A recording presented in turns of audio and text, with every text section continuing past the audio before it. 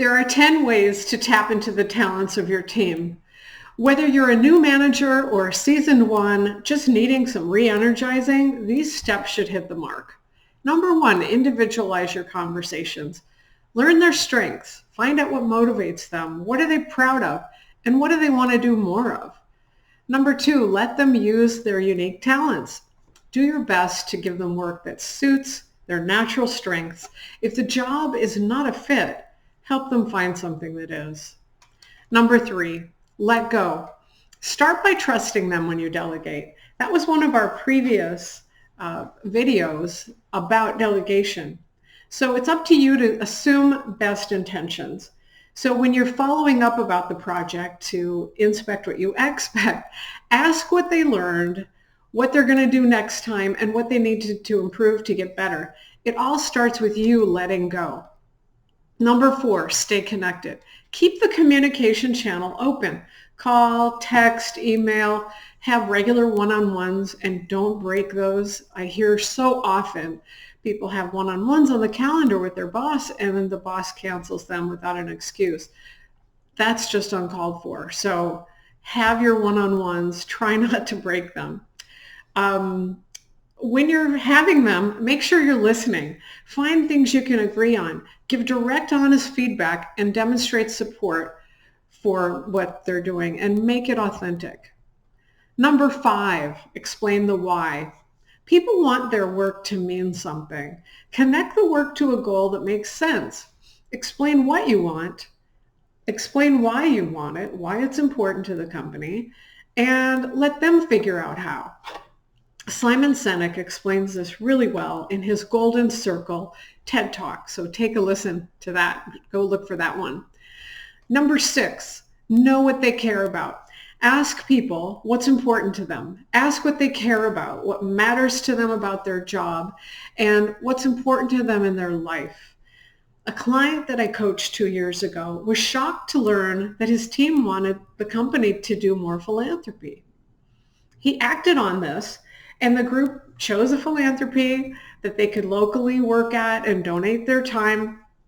And I was really happy to find out today they're attracting top talent because of this new thing that has enhanced their culture, the fact that they're making philanthropy important. Number seven, ask their opinion. Get inputs early into your plans. Don't just make the whole plan and then force it down their throat. Get their involvement early. Be open to their ideas and suggestions. At HP, we used to call this the not invented here syndrome. Be open to suggestions that are not your own, because that will build trust, innovation, and more buy-in. Number eight, block and tackle. This is my favorite one. It's your job as a manager to remove obstacles and roadblocks for your people. It can be energizing for the team to see that you fight for them, maybe get rid of a ridiculous policy, fix a flawed process. But if you ask them to clean up the process or a problem, because you can't work on everything, show your support in that process improvement work. Number nine, be open. When you ask questions of them, use open-ended questions. Ask what, how, where, and when questions, which will expand their thinking. Why questions are not as powerful because it will put them on the defensive. So show you appreciate their ideas and opinion.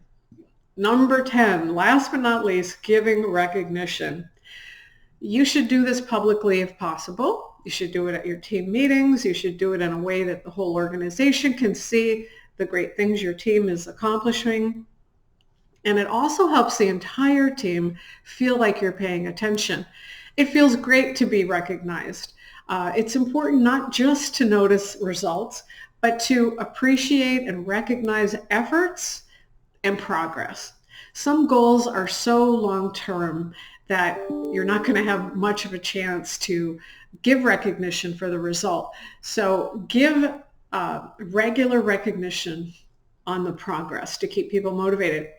Make sure you do it in a way that's meaningful to them. Some like to be called out in a meeting that they've done some great things. Some want to be written up in a newsletter. Others like to be noticed in front of their peers. Some like trophies. Some like gift cards. Do what your people like. And you may need to customize this a little bit because not everyone wants the kind of recognition that you might thrive on. By recognizing accomplishments, you reinforce what great looks like to the whole team.